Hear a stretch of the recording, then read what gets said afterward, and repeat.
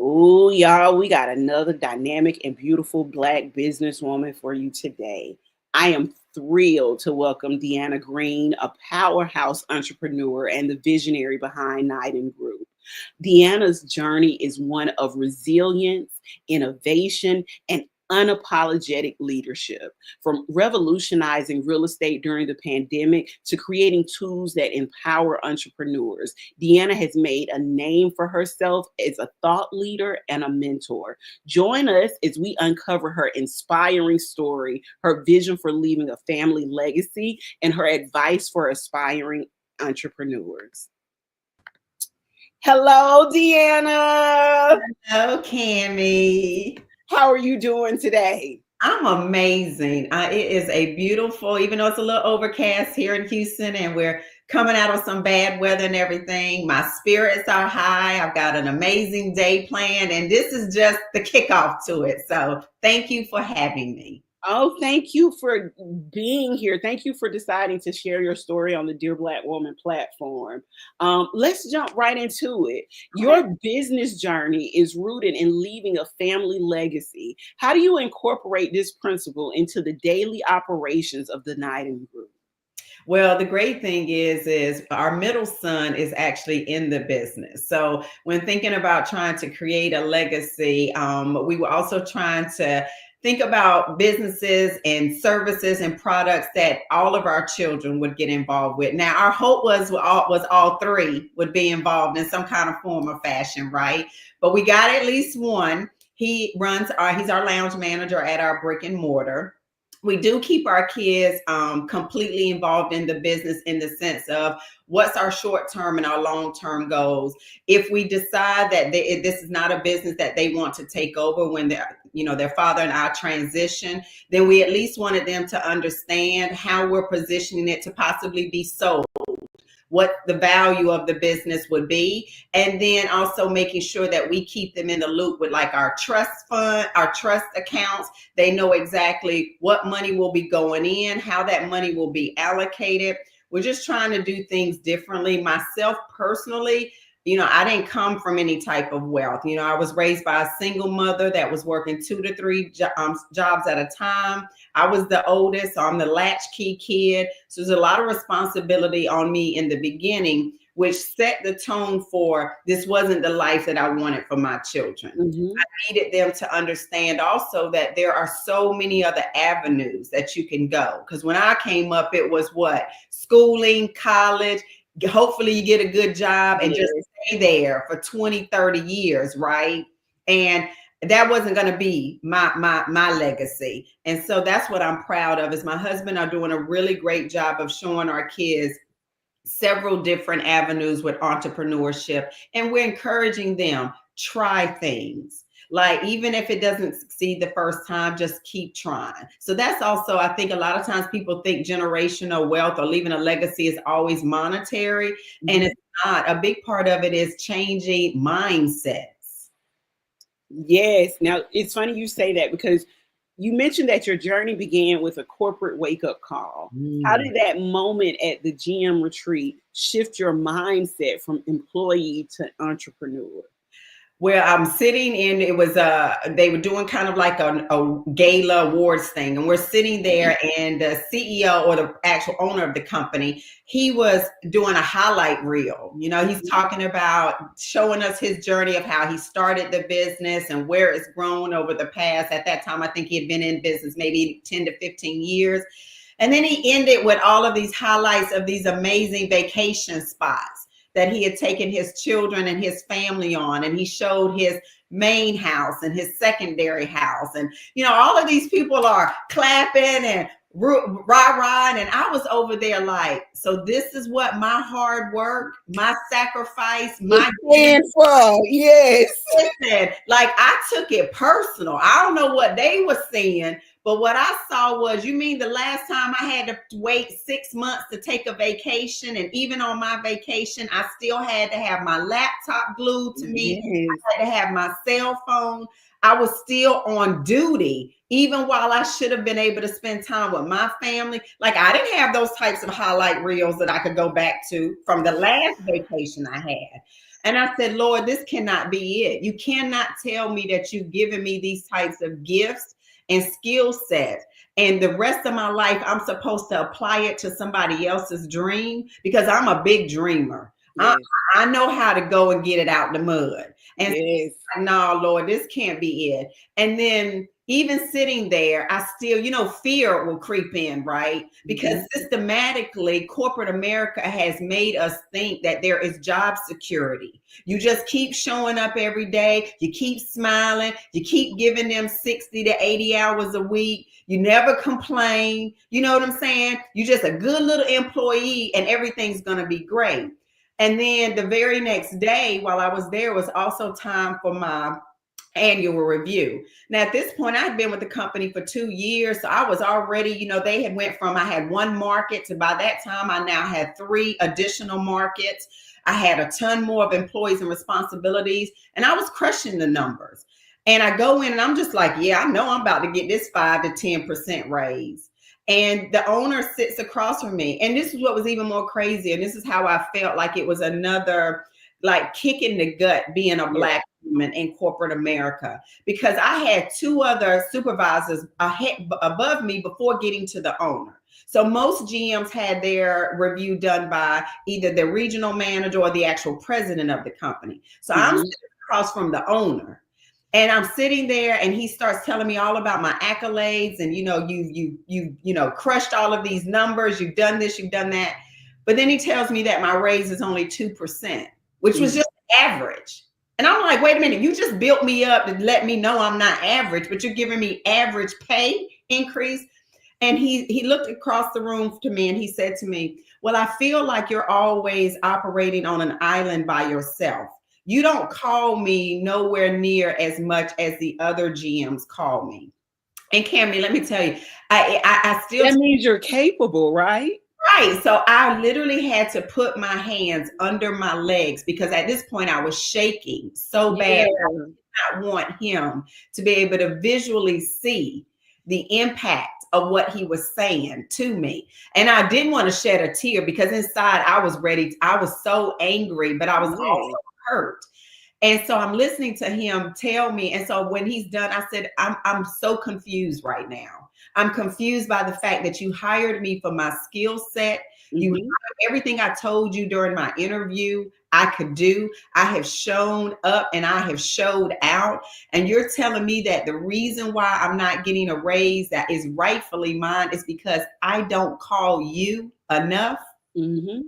I left from that retreat so devastated, so torn down, that I was like, all right, Lord, this isn't it. Now I don't know what you're showing me and why I felt like I had been stripped raw during that retreat, but it lit a fire in me that said, if I'm going to work 60 hours for someone else's dream, I can damn sure work 80 hours for my own. You You better preach. You better preach.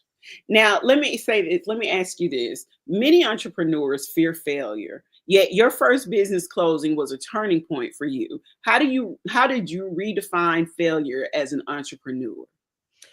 Well, one is I realized that when I was praying to God for my first journey into entrepreneurship, one thing that I certainly laugh about now is I say, when you are praying to God, you need to be very specific, right? Like, you Mhm. can't be 30,000 foot level. Hey, God, I just want to be an entrepreneur. I just want the title, and that's it. You need to lay out the plan so Yes. that he understands exactly what your why is. Why do you want to be an entrepreneur? What's your true passion into the entrepreneurship journey? And real estate had always been it for me, because even being at that corporate entity, I was still somewhat touching real estate.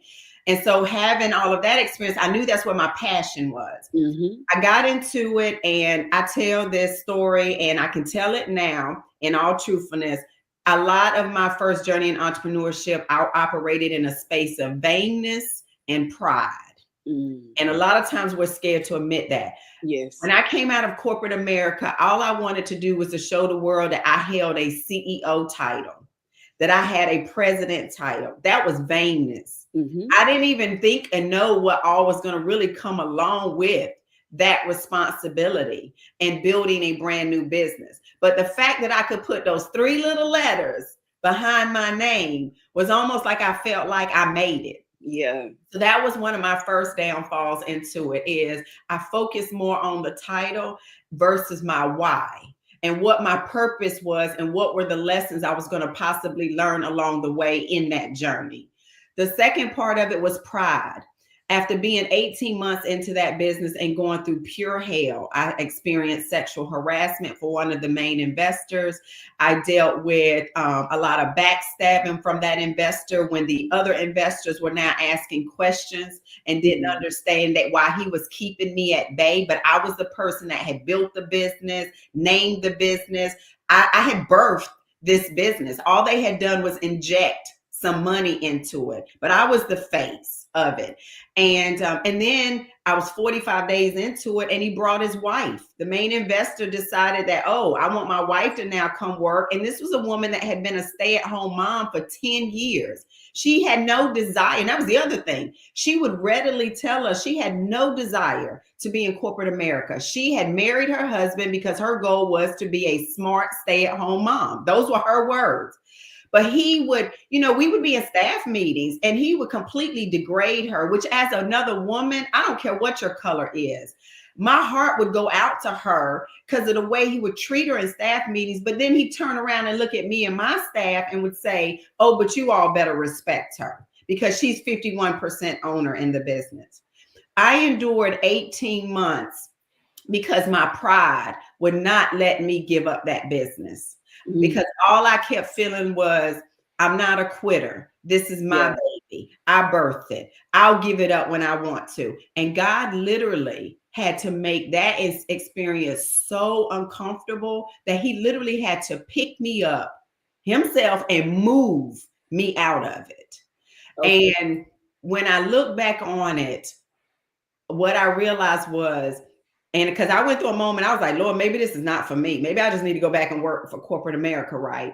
And what I realized was he was saying to me is, you were attaching yourself to the wrong people and the wrong things. Yes. That emotion of vainness and pride and the wrong individuals. Because I had, when I look back, you know how you get feelings about stuff early on and you like, it don't sound right. But when we want something so bad that's not aligned with God's wanting for us, it never works. It never works. And we will see and hear what we want to see and hear. We will manifest it because that's all we want in that moment. So taking all of that experience, it was like, okay, going forward, the only partners that I wanted in my next business was God and my husband. I didn't want anybody else. I know that's right. Now, let's talk a little bit about your real estate. What unique opportunities did you discover in the real estate market during the pandemic, and how have they shaped your business model moving forward? So we ended up getting a lot of phone calls from family and friends because obviously when the pandemic hit, one of the big things that happened was a lot of people were losing money in the stock market. So if they had an IRA or a 401k with their job and everything, even kids' college funds, we saw our kids' college funds plummet during the pandemic, right? My mother-in-law, my father-in-law had set up these plans for them when they were first born, and they weren't even quite ready. My son had gotten into college at this point, but my daughter wasn't ready. And we were seeing her account just plummet. Yeah. And so family and friends reached out. We had bought a We Buy Ugly Houses franchise in 2018. So this time around, when we decided to get into real estate, we were like, look, we're not going to learn by trial and error. No more falling on the ground or bumping our heads up against a brick wall. We're going to invest into ourselves. So we spent $70,000 on a franchise.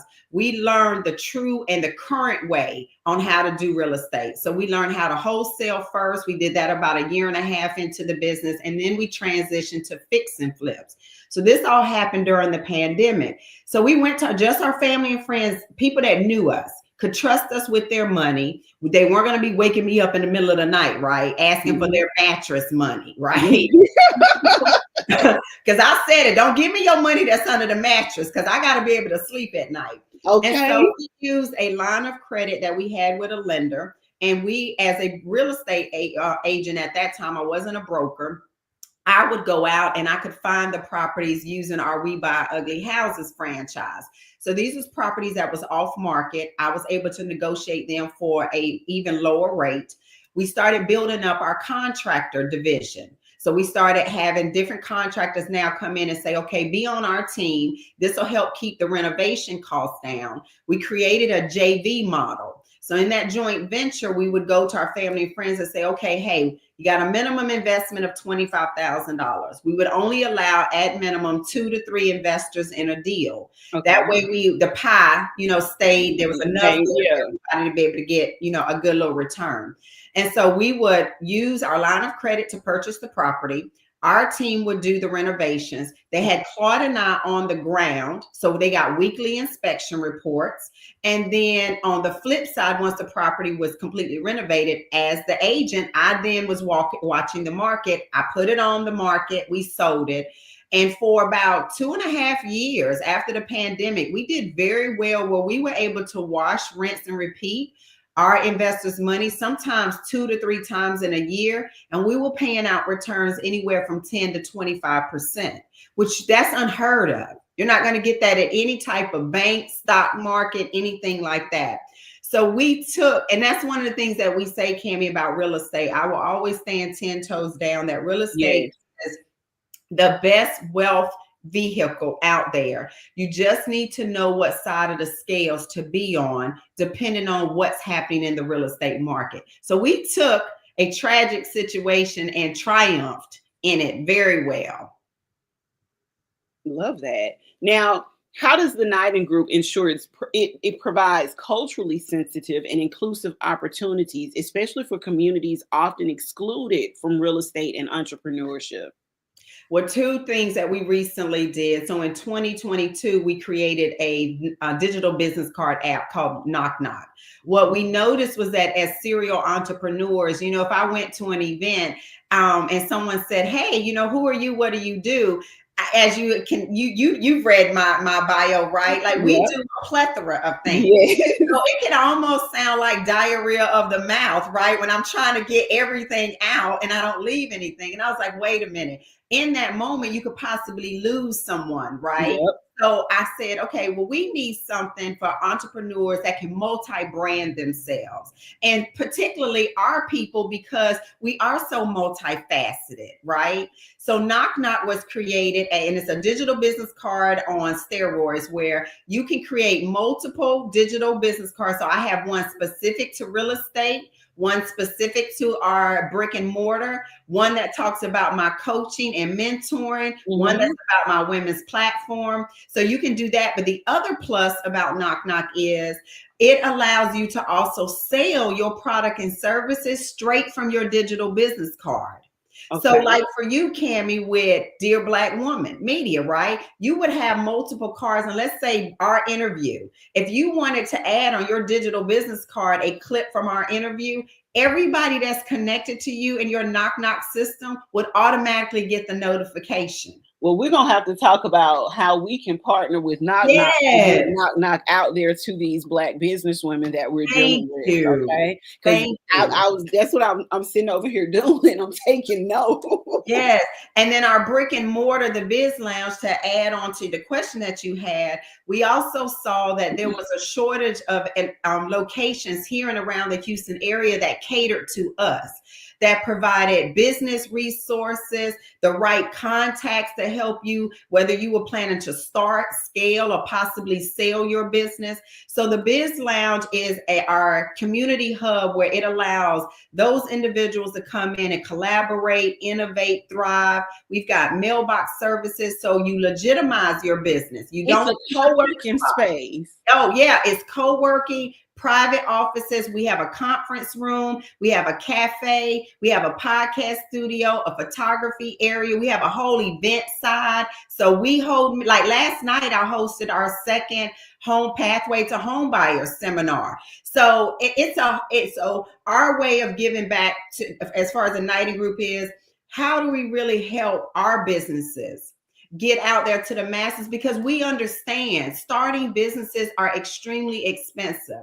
We're getting ready to launch, which we're so excited about. We've partnered with true industry experienced people here that are willing to donate every month 2 hours of their time so that our members, so if you need a business attorney, you can literally use your membership, book a 30-minute free in-person meeting with the business attorney, come over to the Biz Lounge. This is your time to bring all your questions about how to create your business the right way. A lot of people keep going to LLCs. Well, depending on how you're planning on scaling and possibly selling your business in one day, LLC may not be the right formation for your business.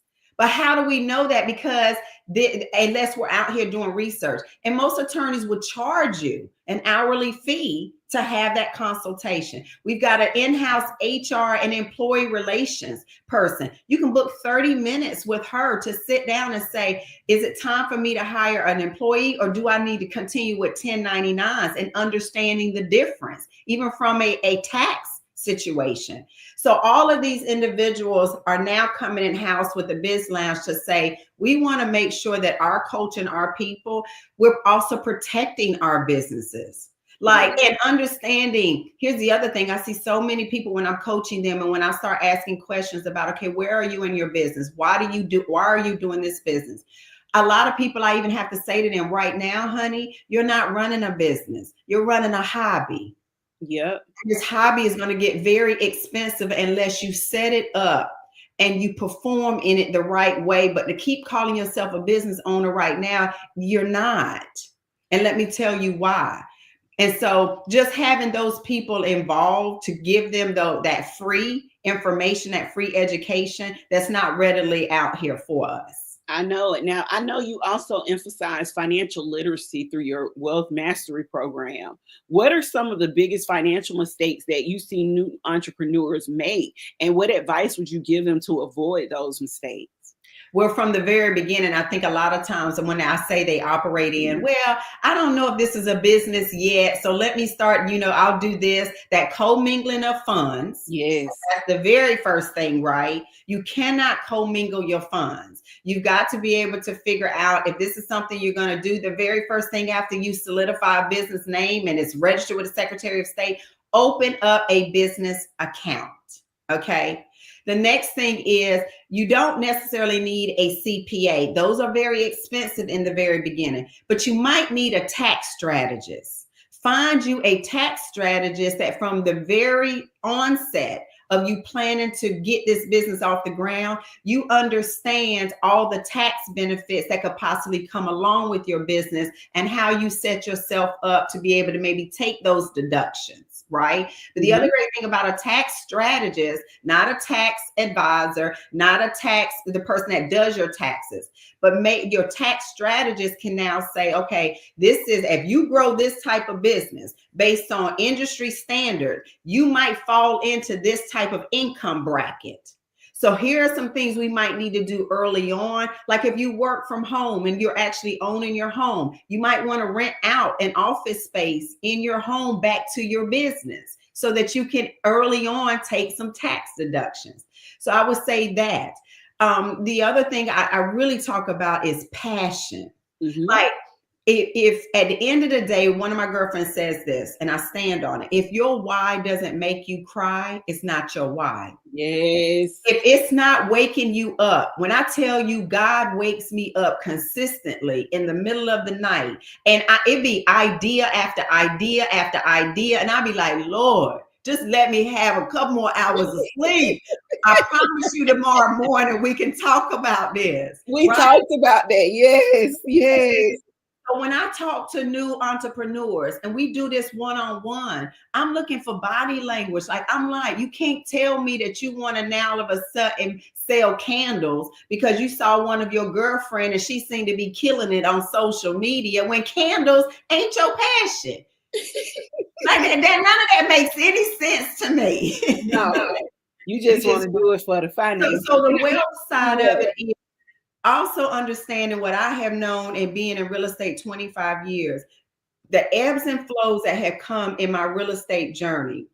If it wasn't for my passion, I would have let it go a long time ago. And I don't always focus on the monetary side of it. Yes. Because I stress that if it's truly what you're supposed to be doing, then God is going to provide those resources that you need.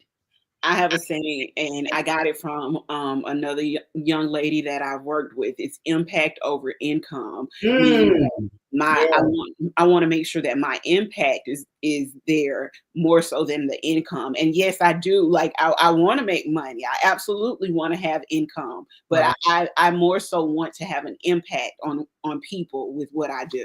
Yeah, absolutely. Now, you built a diversified business portfolio. What advice would you give to entrepreneurs about balancing multiple ventures without losing focus? I'm not going to sit here and pretend that I have that under control. Okay, so that is one of my flaws. The reason why I feel that I'm able to have so many things going on, honestly, Cammie, is because it's my personality. It's in my DNA. Some people have it, some people don't. Most people really need to just focus on one thing at a time, get great at it, and then add other things along with it. Unfortunately, God didn't wire me that way. He literally wired me that if I don't have multiple balls up in the air, I will feel as though I'm not succeeding. So that is, I will, and I'm not saying that's something to always be proud of, because it can be very draining, right? Because it makes me not be, maybe there's moments where I really need to be 100% focused over here on my real estate, but then all of a sudden an opportunity comes along for KnocKnoc, or an opportunity comes along for 52 Shades of Wealth, and then I get pulled away. You know what I'm saying? But I have learned that is also what feeds my soul and what drives me. But if that's not who you are, then there's nothing wrong with saying, let me just take this one aspect that I love and I'm passionate about. Let me perfect that. The other thing that I would say I find a lot of times is, if you look at my business model, I built my business model using the concept of a nucleus. The nucleus of my business is real estate. Everything else that goes around it eventually feeds itself back to real estate. The Biz Lounge, it's for entrepreneurs, it's for creatives, it's for business owners. But at the end of the day, it's real estate and development, right?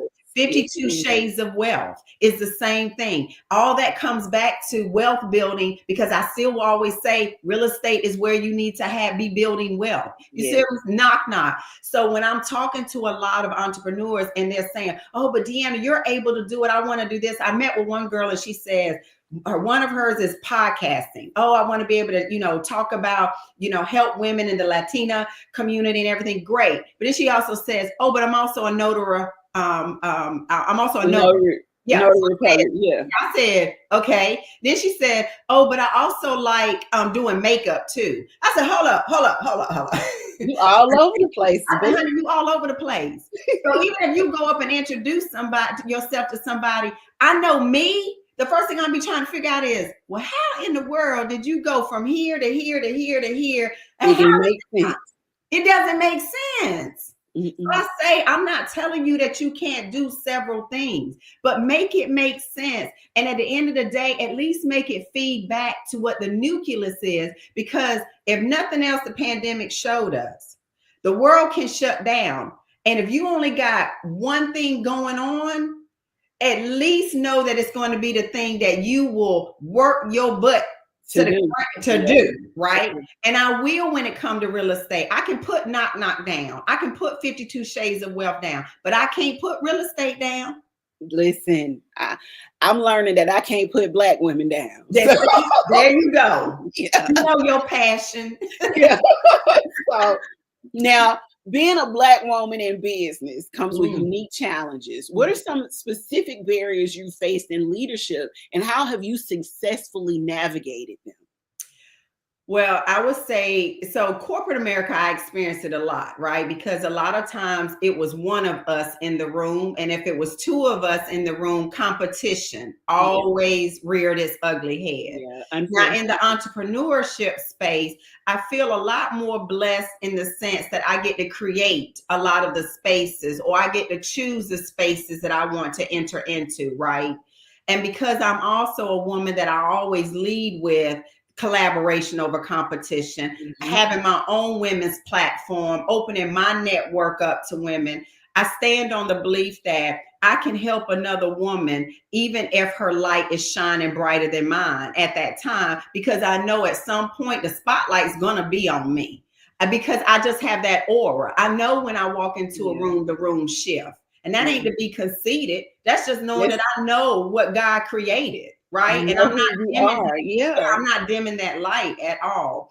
I think the other thing is when you know who you are as a Black woman, there is no reason for your aura to give off any type of competition or that mean girl spirit. If Yes. you truly are walking in who your what your authenticity is, none of that will display itself, and people naturally gravitate to me. I used to think it was a curse where I can meet a perfect stranger, and 5 minutes into the conversation, they telling me their whole life story. Yeah. And I'm over here like, Lord, all I said was hello. How did we get here? Right?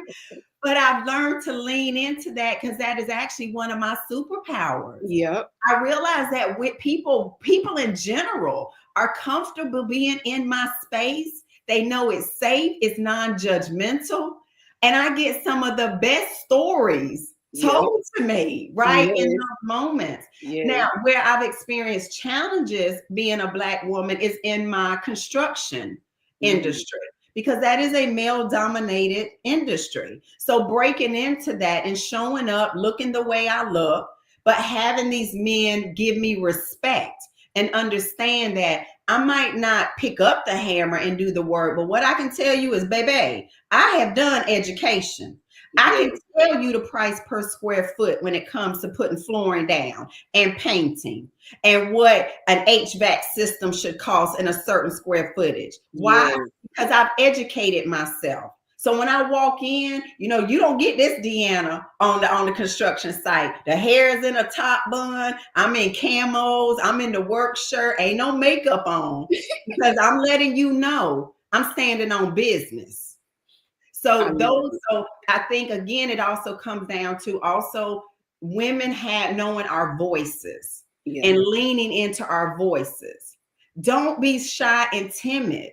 That's one of the things when I see a woman up speaking and I can just tell that she is just retreating. She doesn't know the power in her voice. And there's other thing I say, and people laugh. I tell them, I say, I'm 5'2" in height, but I'm 8 feet in personality. I know that's right, You girl. don't remember DeAnna Green, honey. You don't remember me. Now, your platform, Let's Be Raw, Real Authentic Women, emphasizes authenticity, like you just mentioned. How do you encourage women to embrace their truth in their professional and personal lives? Like you say, you see a lot of women who are timid. How do you push them to say, hey, embrace that power, embrace who you are?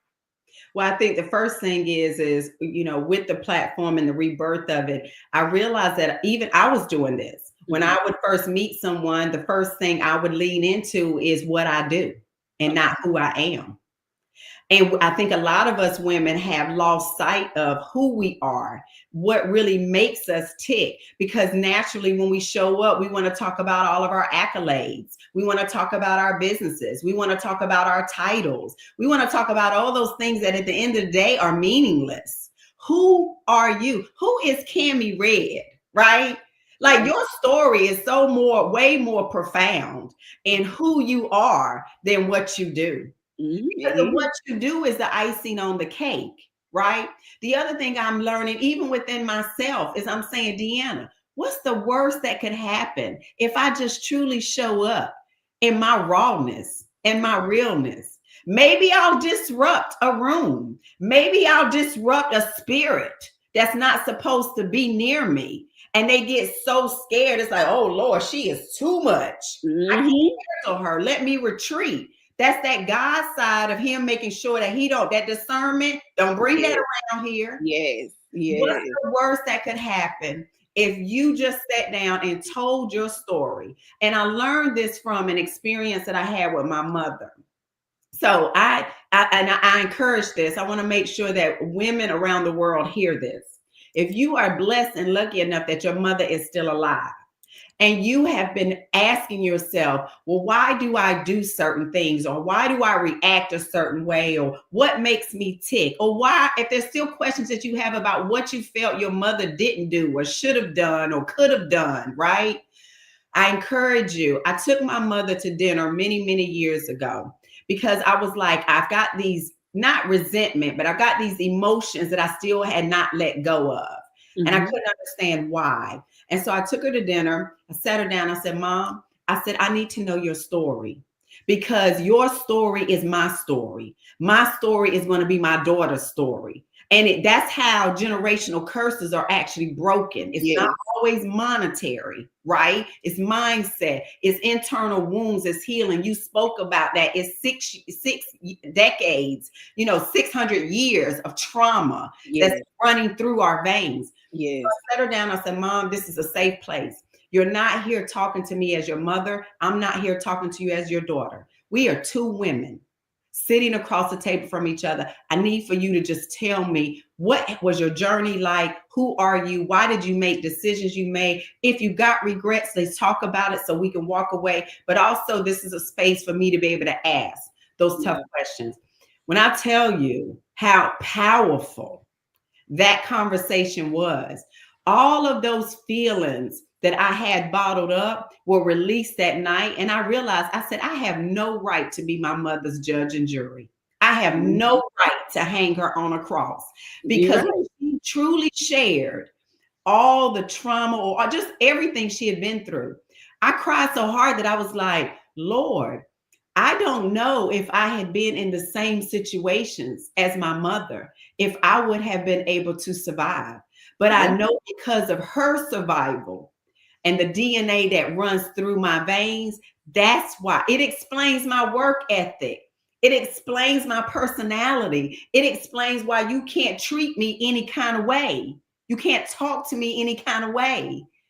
It explained why I'm willing to lose it all and start all over again and do it even better just so I don't stay in certain environments. Yes. So yes, Yes. I encourage you, if you've been wondering, and then do it with your own daughters. I'm writing a book called Pieces of Me that's going to be released this year.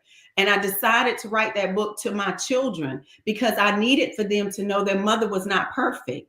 You might have me on a pedestal, but I promise you, I made some bad choices. And if you've been wondering why or feeling a certain kind of way, here are pieces of me for you to know what has defined me, what's gotten me through things. But I also tell my children, if you ever want to sit down and have that same conversation with me when you are ready, I will be truly real, raw, and authentic in that moment.